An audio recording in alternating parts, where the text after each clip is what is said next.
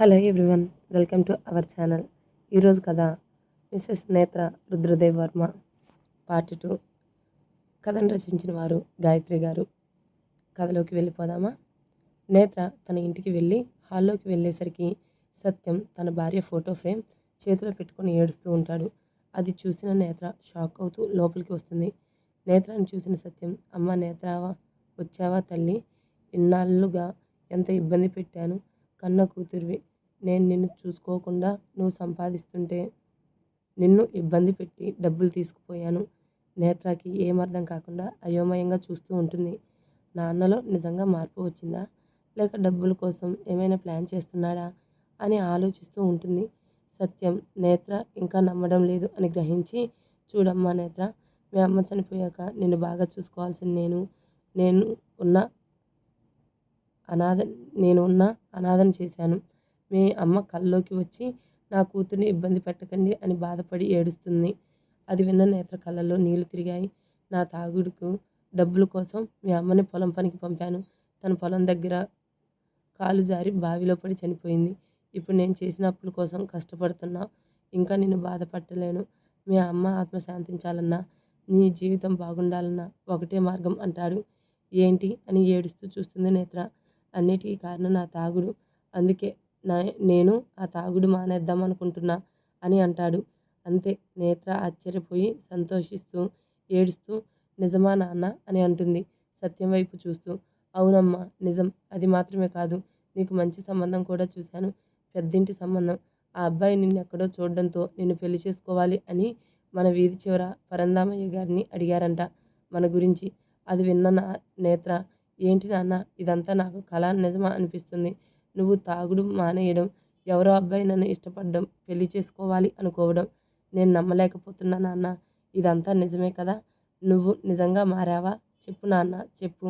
నిజమే అమ్మా నేత్ర, అంతా మీ అమ్మ నన్ను మార్చింది అని తన తల్లి మీద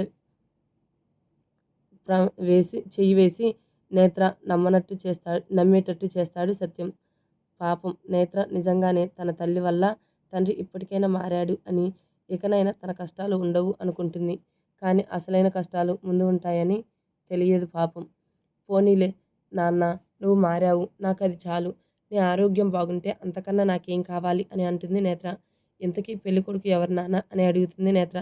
సత్యం కంగారు పడుతూ, ఎవరో బిజినెస్ మ్యాన్ అంటమ్మా, నిన్ను చూసి ఇష్టపడి పెళ్లి చేసుకోవాలి వెంటనే అన్నారంట అని అనగానే, నేత్ర, అదేంటి నాన్న, వెంటనే పెళ్ళి ఏంటి? తను చూస్తే సరిపోతుందా? నేను చూడాలి కదా అంటుంది నేత్ర. గొంతులో వెలక్కాయ పడినట్టు అవుతుంది సత్యంకి. ఏం చెప్పాలో అర్థం కాక, అలాగేనమ్మా, రేపు వాళ్ళతో మాట్లాడి అతని ఫోటో తీసుకువస్తాను. నీకు నచ్చితేనే పెళ్లి చేసుకో అని నమ్మించి బయటికి వెళ్ళిపోతాడు సత్యం.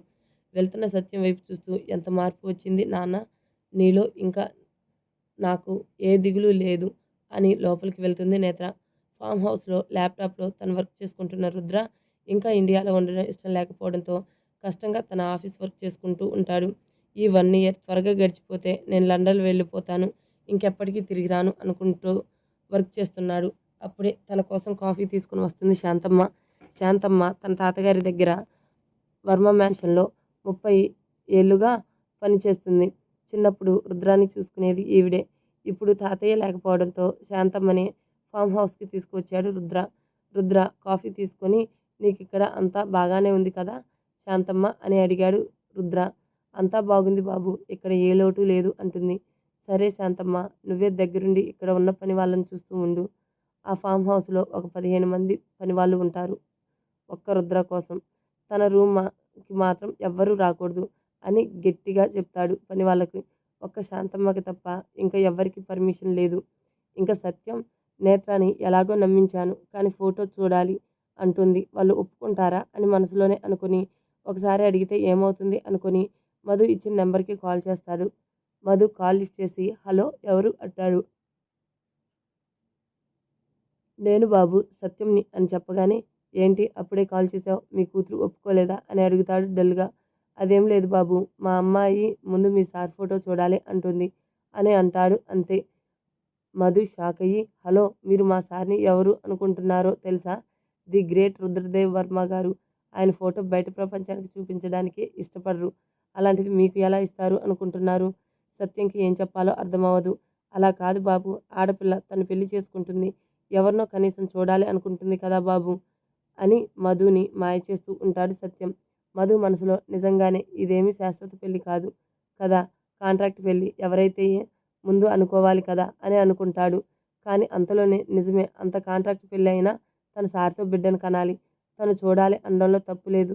కానీ సార్ గురించి తెలుసుగా, సచ్చినా దీనికి ఒప్పుకోడు. నేను సార్ది ఒక ఫోటో తెలియకుండా ఇవ్వాలి అని అనుకుంటూ, సరే సత్యం గారు, మీరు రేపు నన్ను కలవండి, మీకు ఫోటో ఇస్తాను అని అంటాడు. అలాగే బాబు అని కాల్ కట్ చేసి సత్యం, హమ్మయ్య, ఎలాగో గండం గడిచింది. ఈ ఫోటో నేత్రాకి చూపించి పెళ్లికి ఒప్పించి త్వరగా పెళ్లి చేసి ఆ డబ్బు తీసుకొని దూరంగా వెళ్ళిపోవాలి అనుకుంటాడు. ఇంకా తర్వాత రోజు మధు తన దగ్గర ఉన్న రుద్ర ఫోటోలు చూస్తాడు. అవి ఏవి కూడా రుద్ర తీసుకున్నవి కావు. ఒక్క ఫోటో కూడా స్మైల్ ఫోటో ఉండదు. ఎప్పుడూ ఏదో ఒక మీటింగ్లో వాళ్ళకి తీసినవి లేదా ప్రెస్ వాళ్ళు తీసినవి తప్ప ఇంకా ఏమీ ఉండవు. అందులో ఒక ఫోటో తీసుకొని సత్యంకి ఇస్తాడు. మా దగ్గర టైం లేదు అంటే మీరు ఫోటో చూడాలి, వీడియో చూడాలి అంటున్నారు. మా సార్కి తెలిస్తే ఇద్దరిని ఒకేసారి చంపేస్తాడు. ఫోటో ఇచ్చాను కదా, త్వరగా మీ నిర్ణయం చెప్పండి అని అక్కడి నుండి వెళ్ళిపోతాడు. సత్యం ఆ ఫోటో తీసుకొని నేత్రకి ఇస్తాడు. ఫోటోని తీసుకున్న నేత్ర దాన్ని చూడడానికి టెన్షన్ పడుతూ దేవుడికి దండం పెట్టుకుంటుంది. పెళ్ళికొడుకు నాకు నచ్చేలా ఉండాలి అని పదే పదే చెప్పి కొన్ని ఓపెన్ చేస్తుంది. కళ్ళు మూసుకొని. కళ్ళు తెరిచి చూసిన నేత్ర రుద్రాని చూడగానే అలా చూస్తూ ఉంటుంది. తన గుండెలో ఏదో అలజడి మొదలవుతుంది. నేత్రకి చూడగానే ఎన్నో జన్మల బంధం ఏమో అనిపిస్తుంది తనకి. అంతలో రుద్ర తన్ని ఇష్టపడ్డాడు అన్న విషయం గుర్తొచ్చి సిగ్గుపడుతుంది ఫోటో చూస్తూ. నేత్ర రుద్ర ఫోటో చూసి ఇష్టపడుతుంది. కానీ ఎవరు ఇతను? నేను ఇంతవరకు ఎప్పుడూ చూడలేదు. నన్ను ఎక్కడ చూసి ఇష్టపడ్డారు? చూస్తుంటే బాగా డబ్బులు ఉన్నవారిలా ఉన్నారు. నన్నెందుకు పెళ్లి చేసుకోవాలి అనుకుంటున్నారు? చాలా విచిత్రంగా ఉంది. ఉన్నట్టుండి నా జీవితం ఎందుకింతలా మారిపోయింది అని రుద్ర ఫోటో చూస్తూ, బహుశా మీరు నా జీవితంలోకి వస్తున్నందుక, ఎందుకు మిమ్మల్ని చూస్తుంటే ఎప్పుడూ లేని అలజడిగా ఉంది. నా చీకటి జీవితానికి వెలుగుగా మీరు వస్తున్నారా? నా కష్టాలు చూసి, కన్నీరు చూసి అమ్మే మిమ్మల్ని నా దగ్గరకు పంపిందా అని తనలో తానే మాట్లాడుకుంటూ ఉండగా సత్యం వచ్చి, ఏంటమ్మా, అబ్బాయి నీకు నచ్చాడా అని భయంగా అడుగుతాడు. నేత్ర సిగ్గుతో, నచ్చాడు నాన్న. మళ్ళీ వెంటనే, కానీ ఈయన్ని చూస్తుంటే బాగా డబ్బున్న వారిలా ఉన్నారు. మన సంబంధం ఎందుకు చేసుకోవాలనుకుంటున్నారు అని అడుగుతుంది. దానికి సత్యం కంగారు పడుతూ, చెప్పాను కదమ్మా నువ్వు నచ్చావని, పైగా ఏ కట్నం వద్దు అన్నారు. పెళ్లి సింపుల్గా రిజిస్టర్ మ్యారేజ్ చేసుకోవాలి అన్నారు. అది కూడా ఒక 2 రోజుల్లో. అది విన్న నేత్ర ఆశ్చర్యపోతూ, ఎందుకు నాన్న అంత తొందరగా పెళ్ళి? నాకెందుకో మనం బాగా ఆలోచించి చేసుకోవడం మంచిది అనిపిస్తుంది అంటుంది. సత్యం కంగారు పడుతూ, అదేం లేదమ్మా, అబ్బాయి జాతకంలో మరో 2 రోజుల్లో పెళ్లి చేసుకోవాలంట, లేదంటే ఇంకా 2 సంవత్సరాల వరకు పెళ్లి యోగం లేదన్నారంట అని నోటికొచ్చిన అబద్ధం చెప్తాడు సత్యం. ఓ అలాగా, సరే నాన్న, ఆయన జాతకం ప్రకారమే చేద్దాం. కానీ నిన్ను 2 రోజుల్లో వదిలి వెళ్ళాలంటే బాధగా ఉంది నాన్న. నువ్వు కూడా మాతో రావచ్చు కదా అని ఏడుస్తుంది నేత్ర. దానికి సత్యం, అయ్యో, కూతురింటికి ఎలా వచ్చి ఉంటానమ్మా, నువ్వు నా గురించి దిగులు పడకు. నీకు పెళ్లి జరిగిన వెంటనే నేను తీర్థయాత్రకు వెళ్ళాలి అనుకుంటున్నా. నువ్వు నా గురించి ఆలోచించుకు అని వెళ్ళిపోతాడు. లాయర్ రుద్రకి కాల్ చేసి, ఏంటి రుద్రగారు, మీ పెళ్లి గురించి ఏం ఆలోచించారు? అమ్మాయిని చూశారా అని అడుగుతాడు. రుద్ర కోపంగా చూస్తున్న లాయర్ గారు, కుదిరిన వెంటనే మీకు ఇన్ఫామ్ చేస్తాను అని కాల్ కట్ చేసి మధు కాల్ చేసి, ఏంటి మధు, ఇంతవరకు అమ్మాయి దొరకలేదా? మనకు రోజులు గడుస్తున్నాయి అని తెలుసుగా అని అంటాడు. హా తెలుసు సార్, ఈరోజు పని అయిపోతుంది, మీరు అనుకున్నట్టే అని అన్నీ జరుగుతాయి. లెట్స్ డూ ఫాస్ట్ అని కాల్ కట్ చేస్తాడు రుద్ర. కాల్ కట్ చేసి, ఎందుకు తాతయ్య ఇలా చేశారు? నేను ఒక అమ్మాయిని పెళ్లి చేసుకొని పిల్లల్ని కనాలా? నెవర్, అది జరగదు. కానీ నేను ఈ పని చేయకపోతే మా అమ్మ చావుకు కారణమైన వాళ్ళు సంతోషంగా ఈ ఆస్తిని అనుభవించడం నాకు ఇష్టం లేదు అని అక్కడే ఉన్న సోఫాలో కూర్చొని తల వెనక్కి వాల్చి గతంలోకి వెళ్తాడు. చిన్న ఫ్లాష్ బ్యాక్ అండి, రుద్ర అమ్మ జ్ఞాపకం గురించి. అప్పుడు రుద్రాకి 8 సంవత్సరాలు. తనకి తన అమ్మే లోకం, తన అమ్మే స్నేహితురాలు. స్కూల్ నుండి వచ్చాక తన అమ్మతో ఆడుకోవడం అంటే ఇష్టం. రుద్ర తల్లి భారతి గారు కూడా రుద్ర తప్ప వేరే ప్రపంచం లేదు అన్నట్టు ఉండేవారు. మహేంద్ర దేవ్ గారు కంపెనీ వ్యవహారాలు చూసుకుంటూ ఉంటారు. అలా వాళ్ళ ఆఫీస్లోకి మాలిని పిఏగా జాయిన్ అవుతుంది. ముందు నుండి తన క్యారెక్టర్ ఎదుటి వాళ్ళని మోసం చేసి తనకు కావాల్సినవి తీసుకుంటూ ఉండే గుణం తనది. ఇంకా మహేంద్ర గారి ఆస్తి చూసి ఇతనిని పడేస్తే ఇంకా తన లైఫ్ సెటిల్ అయిపోతుంది అని భావించి మహేంద్ర గారికి తెలియకుండా జ్యూస్లో మత్తుమందు కలిపి ఆయనతో ఫిజికల్గా కలుస్తుంది. అది తెలుసుకున్న మహేంద్ర గారు మాలినిని దూరం పెట్టారు. కానీ మాలిని ఆ విషయం వాసుదేవ్ గారికి, భారతి గారికి తెలిసేలా చేసి తనకి మహేంద్ర గారికి రిలేషన్ ఉందని నమ్మించారు. ఆ విషయం తెలిసిన భారతి గారు చాలా కుంగిపోయారు. మహేంద్ర గారు ఎంత చెప్పినా భారతి గారు నమ్మలేదు. ఇంకా చేసేది లేక తనకు తానే ధైర్యం చెప్పుకొని కొడుకు కోసం ధైర్యంగా ఏ పరిస్థితినైనా ఎదుర్కోవాలి అనుకున్నారు. తల్లి బాధ చూస్తున్న రుద్రకి ఏం అర్థం కాలేదు. కానీ తన తండ్రి వల్ల తల్లి బాధపడుతుంది అని అర్థం చేసుకున్నాడు. క్రమంగా రుద్ర తండ్రికి దూరం అవుతూ వచ్చాడు.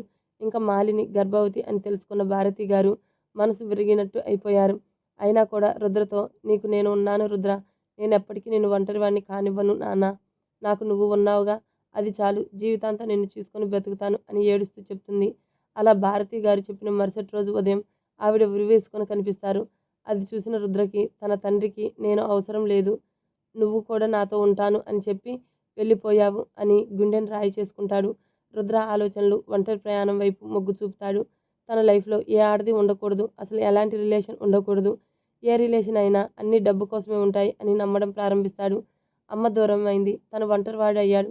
ఎవరికి చెప్పుకోకుండా మనసులో నరకం అనుభవిస్తాడు. అమ్మ ప్రేమ తప్ప ఇంక ఏది స్వచ్ఛమైంది కాదు అనుకునే రుద్ర, అమ్మ కూడా నన్ను మోసం చేసింది అని కుమిలిపోతాడు.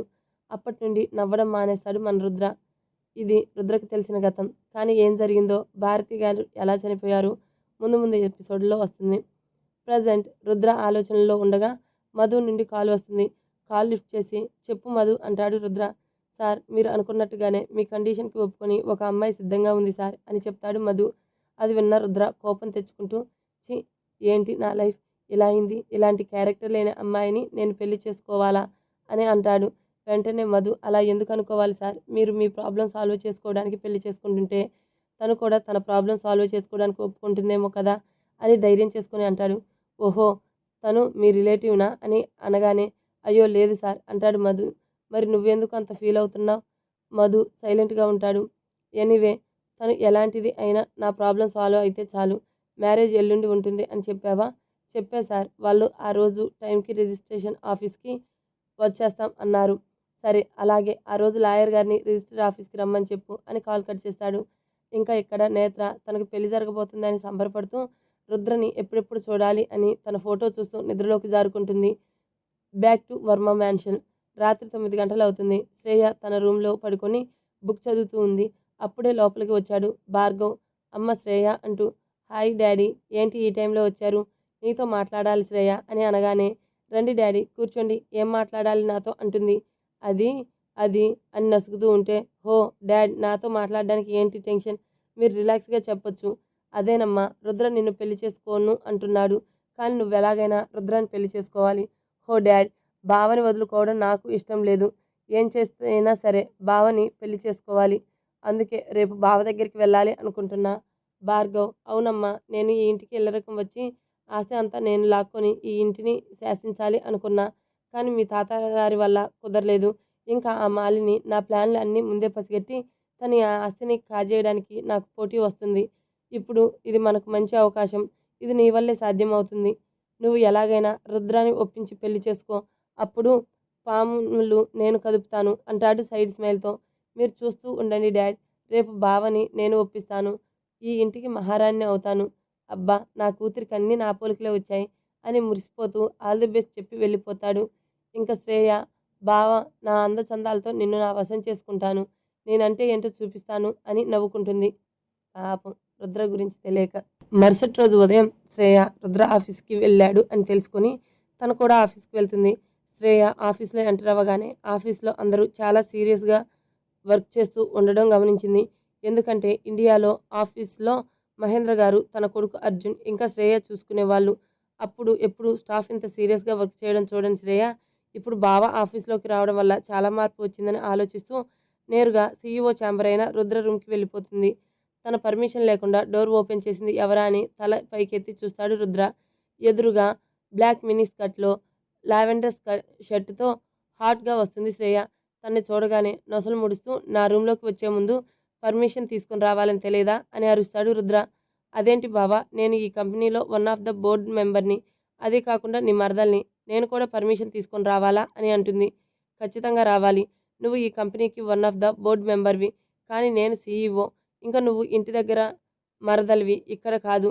ఇప్పుడు నా క్యాబిన్కి ఎందుకు వచ్చావు చెప్పు అని అరుస్తాడు. నీకోసమే బావా, నీతో మాట్లాడాలని వచ్చాను. నా కోసమా? నాతో ఏం మాట్లాడాలి?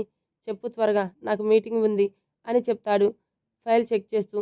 అది మన పెళ్లి గురించి బావా అని తన మాట పూర్తి కాకముందే స్టాప్ ఇట్ అని అరుస్తూ పైకి లేస్తాడు రుద్ర. మన పెళ్లి ఏంటి? మీకు ఆ రోజే చెప్పా కదా, మన పెళ్లి ఎట్టి పరిస్థితుల్లో జరగదు అని. అర్థం కాలేదా? అది కాదు బావా, తాతయ్య గారు నీ పెళ్లి 10 రోజుల్లో జరగాలి అని చెప్పారు. ఇంట్లో నీ మరదల్ని నేను ఉండగా ఇంక వేరే అమ్మాయిని ఎందుకు బావా అని అంటూ రుద్రకి దగ్గరగా వెళ్తుంటుంది. రుద్ర కోపం తారస్థాయికి చేరుకుంటుంది. అంతే, వెంటనే శ్రేయ గొంతు పట్టుకొని అక్కడ ఉన్న గోడకి తాకిస్తాడు. శ్రేయ ఊహించని పరిణామానికి ఆశ్చర్యంతో బిత్తర చూపులు చూస్తుంది. నేను ఒక్కసారి చెప్పానంటే దానికి తిరుగు ఉండదు. నీకు ఎంత ధైర్యం ఉంటే నా ముందు ఇలా మాట్లాడతావు? ఇంకోసారి నా ముందు గొంతు లేచినా, నా దగ్గరకు రావాలని చూసినా ప్రాణాలు తీస్తాను. జాగ్రత్త, వెళ్ళి ఇక్కడి నుండి అని అరుస్తాడు. దాంతో చేసేది లేక పరుగున వెళ్ళిపోతుంది శ్రేయ. ఇంటికి వెళ్ళిన శ్రేయ తన రూమ్కి కోపంగా వెళ్ళి డోర్ వేసుకుంటుంది. బెడ్ పైన వాలి ఏడుస్తూ పడుకుంటుంది. అప్పుడే డోర్ కొట్టిన శబ్దం వినపడడంతో ఎవరు అని అరుస్తుంది. అమ్మా శ్రేయ, నేను మీ నాన్నని అని అంటాడు. వెంటనే వెళ్ళి డోర్ ఓపెన్ చేసి రండి డాడ్ అని మళ్ళీ డోర్ క్లోజ్ చేస్తుంది. ఏంటమ్మా అలా ఉన్నావు? ఏం జరిగింది? రుద్ర ఏమన్నాడు అని అడగగా, ఆ రుద్ర నన్ను పెళ్లి చేసుకోను అని చెప్తున్నాడు డాడ్. అసలు బావ ఎందుకు ఇలా చేస్తున్నాడో అర్థం కావడం లేదు. 10 రోజుల్లో పెళ్లి చేసుకోవాలి అని చెప్పారు. ఇప్పటికే వారం రోజులు గడిచిపోయాయి. ఇంకా 3 రోజులు ఉన్నాయి. ఇంతవరకు బావ పెళ్లి విషయం చెప్పలేదు. అసలు చేసుకుంటాడా లేక ఆస్తిని వదిలేస్తాడా ఆలోచిస్తుంటే తల పగిలిపోతుంది నాకు అని తల పట్టుకుంటుంది శ్రేయ. ఇంకా 3 రోజులు ఉంది కదా, ఈ రుద్ర ఏం చేస్తాడో చూద్దాం అని ఇద్దరు దిగులు పెట్టుకుని కూర్చుంటారు. మరుసటి రోజు ఉదయం నేత్ర తనకు ఈ రోజు పెళ్లి అని సంతోషిస్తూ తల్లి ఫోటో ముందు నిలబడి ఏడుస్తూ, నీ ఆశీర్వాదం నాకెప్పుడూ ఉండాలమ్మా అని తల్లి ఫోటోకి దండం పెట్టుకొని సత్యంతో రిజిస్టర్ ఆఫీస్కి వెళ్తుంది. రుద్ర మధుతో నేను లాయర్ గారితో వస్తాను. నువ్వు ముందుగా వెళ్ళి ఈ కాంట్రాక్ట్ పేపర్స్ మీద తన సంతకం తీసుకో అని చెప్పి మధుని పంపిస్తాడు. మధు రిజిస్టర్ ఆఫీస్లో నేత్ర వాళ్ళ కోసం చూస్తుంటే అప్పుడే ఆటోలో దిగిన సత్యంని చూసి, ఆ తర్వాత దిగిన నేత్రాన్ని చూసి, అబ్బా ఎంత లక్షణంగా ఉంది అమ్మాయి, మా సార్ నిజంగా చాలా లక్కీ అనుకుంటాడు మనసులో. అంతలో సత్యం వచ్చి, ఏంటి బాబు లేట్ అయ్యామా అని అంటాడు. లేదండి, ఇంకా టైం ఉంది, మా సార్ కూడా ఇంకా రాలేదు. మధు నేత్రతో, నమస్తే మేడం, నా పేరు మధు, నేను రుద్ర సార్ పిఏ అని పరిచయం చేసుకుంటాడు. నేత్ర కూడా నమస్కారం చేస్తుంది నవ్వుతూ. ముందు మీరు ఇలా రండి అని వాళ్ళని పక్కకు తీసుకువెళ్ళి కాంట్రాక్ట్ పేపర్స్ నేత్రకిస్తాడు. అందులో సంతకం చేయమని. ఎందుకు సంతకం చేయాలి? పెళ్లి లోపల జరుగుతుంది కదా అని అడుగుతుంది అమాయకంగా. అప్పుడు సత్యం దడపడుతూ, అదే అమ్మా, రిజిస్టర్ మ్యారేజ్కి కావాల్సిన ఫార్మాలిటీస్ ఉంటాయి కదా, అందుకే సంతకం పెట్టు అంటాడు. అది విన్న మధు, అదేంటి నేను కాంట్రాక్ట్ పేపర్స్ ఇస్తే ఈ సత్యం అబద్ధం చెప్తున్నాడు అని నేత్రని గమనిస్తూ తనకు నిజం చెప్పాలని నోరు విప్పుతుంటే వెంటనే సత్యం మధు చేయి గుంజుతాడు. మధు సత్యం వైపు చూడగానే చెప్పకు అని సైగ చేస్తాడు. మధు ఆశ్చర్యంగా చూస్తూ, అంటే నేత్రకి కాంట్రాక్ట్ గురించి చెప్పలేదు అని గ్రహిస్తాడు. కానీ ఇప్పుడు ఏం చేయాలో అర్థం కాదు. మధుకి నిజం చెప్తే నేత్రకి పెళ్లి ఒప్పుకోదు. ఒక 10 నిమిషాల్లో పెళ్లి పెట్టుకొని ఇప్పుడు నిజం చెప్తే నేత్ర ఇక్కడి నుండి వెళ్ళిపోతే సార్ చంపేస్తారు. అలా ఆలోచిస్తూ ఉండగా, మధు గారు ఇవి ఏం ఫార్మాలిటీస్, ఎందుకు సంతకం పెట్టాలి అని అడుగుతుంది నేత్ర. మళ్ళీ ఈ లోకంలోకి వచ్చిన మధు తడబడుతూ అది అది అంటుండగా నేత్ర పేపర్స్ ఓపెన్ చేస్తూ ఉంటుంది. అప్పుడే అక్కడికి బిఎండబ్ల్యూ కారులో వచ్చి ఆగుతుంది. మధు అటు చూసి, మా సార్ వచ్చేశారు అని అంటాడు. నేత్ర తలెత్తి అటు చూడగా white colour blazer, black pant, కళ్ళకి గ్లాస్ పెట్టుకొని స్టైల్గా వస్తుంటాడు రుద్ర. మధు వెంటనే, మేడం మీరు త్వరగా సంతకం చేసేస్తే మనం లోపలికి వెళ్ళాలి, మా సార్ కూడా వచ్చేశారు అని తొందర పెట్టడంతో నేత్ర రుద్రాన్ని చూస్తూ చేతుల్లో అవి ఏం పేపర్స్ అని చదవకుండా సంతకం పెట్టేస్తుంది. మధు సత్యం హమ్మయ్య అని ఊపిరి తీసుకుంటారు. రుద్ర లాయర్ నేరుగా లోపలికి వెళ్ళిపోతారు. వెనకాలే మధు పేపర్స్ తీసుకుని లోపలికి వెళ్తాడు. రిజిస్టర్ ఆఫీస్లో రుద్ర రాగానే అక్కడ ఆఫీసర్స్ మర్యాదలు చేసి కూర్చోబెడతారు. సార్, మేడం ఇంకా రాలేదా అని అడుగుతాడు ఆఫీసర్. రుద్ర మధు వైపు చూడగా లోపలికి వస్తున్న వాళ్ళ వైపు చూపిస్తాడు. రుద్ర తల తిప్పి చూడగా ఎదురుగా వస్తున్న నేత్రం చూసి అలా చూస్తూ ఉండిపోతాడు మన రుద్ర. పింక్ కలర్ శారీకి green colour blouse, simple neck set, జడలో పూలు, సింపుల్గా కుందనపు బొమ్మలా ఉంటుంది నేత్ర. నేత్రాన్ని చూసిన రుద్ర ఫేస్లో ఒక చిన్న గర్వపు స్మైల్ వచ్చి వెళ్తుంది. రుద్ర నేత్రను చూస్తూ ఉంటాడు. కానీ నేత్ర సిగ్గుతో రుద్రని చూడలేక తలదించుకొని ఉంటుంది. రుద్రకి మాత్రం నేత్రను చూసినప్పటి నుండి చూపు ఆమె నుండి తిప్పుకోవడం మర్చిపోతాడు. అప్పుడే మధు కాంట్రాక్ట్ పేపర్స్ రుద్ర ముందు పెట్టగానే రుద్ర పేపర్స్ తీసుకుని అందులో నేత్ర సంతకం చూసి మొహం కోపంగా మారిపోతుంది.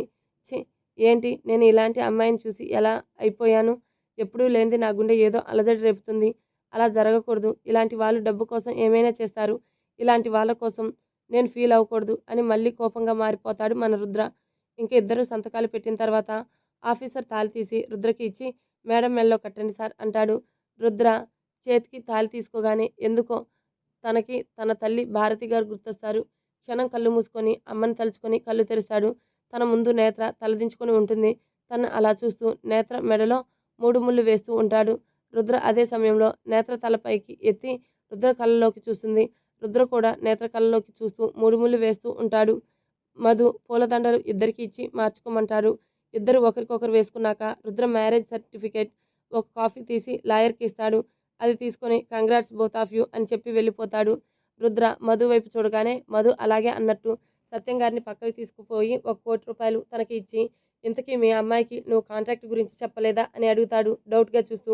లేదు అని సమాధానం ఇస్తాడు సత్యం. అదేంటి నీకు చెప్పా కదా తను ఒప్పుకున్నాకే ఈ పెళ్లి జరుగుతుంది అని. ఏం చేయను బాబు, దానికి ₹1,00,000 ఇస్తానంటేనే రెండో పెళ్లివాడిని ఇచ్చి పెళ్లి చేయాలి అనుకున్నా. అలాంటిది మీరు ₹1,00,00,000 ఇస్తానంటే ఎలా వదులుకుంటాను. అందుకే మా అమ్మాయికి అబద్ధం చెప్పి పెళ్లికి ఒప్పించా. అబద్ధం చెప్పావా? ఏం చెప్పావు? ఏముంది మీ సార్ మా అమ్మాయిని ఇష్టపడ్డారు అని చెప్పా అంతే. మధు గుండెల్లో నొప్పి వచ్చిన వాడిలా గుండె పట్టుకుని ఏంటి అలా చెప్పావా? ఈ విషయం మా సార్కి తెలిస్తే నన్ను చంపడం కన్ఫర్మ్ అని చెమటలు తుడుచుకుంటూ ఉండగా మధు అని పిలుస్తాడు రుద్ర. సార్ వస్తున్నా, నీ పని తర్వాత చెప్తా అని పరుగులు పెడుతూ వెళ్తాడు. మధు ఏంటి ఇంతసేపు, తన్ని త్వరగా రమ్మని చెప్పు అని వెళ్ళి కారులో కూర్చుంటాడు రుద్ర. మధు నేత్ర దగ్గరికి వెళ్ళి తన ఫేస్ చూసి అయ్యో ఎంత అమాయకంగా ఉంది ఈ అమ్మాయి, పాపం మా సార్ చేతిలో పడింది, తనకు నిజం తెలిస్తే ఎంత బాధపడుతుంది, వెంటనే ఈ అమ్మాయికి నిజం చెప్పాలి అని అనుకుంటూ ఉండగా రుద్ర కార్ హారన్ సౌండ్ వినిపించి మేడం సార్ వెయిట్ చేస్తున్నారు రండి మేడం అని పిలుస్తాడు. పదండి అని ముందుకు వెళ్తుంది. కారులో కూర్చోగానే రుద్ర సెల్ చూసుకుంటూ ఉంటాడు. కారులో వెళ్తున్నంతసేపు రుద్ర సెల్ చూస్తూనే ఉంటాడు. ఒక మాట కూడా మాట్లాడు. నేత్ర ఏంటి ఈయన నన్ను అస్సలు పట్టించుకోవడం లేదు అని ఆలోచిస్తూ ఉండగా కార్ ఆగుతుంది. ప్లీజ్ స్టోరీ కనుక నచ్చితే సబ్స్క్రైబ్ చేసుకోండి. అలాగే షేర్ చేయండి, కామెంట్ చేయండి. Please subscribe to my channel. Thank you.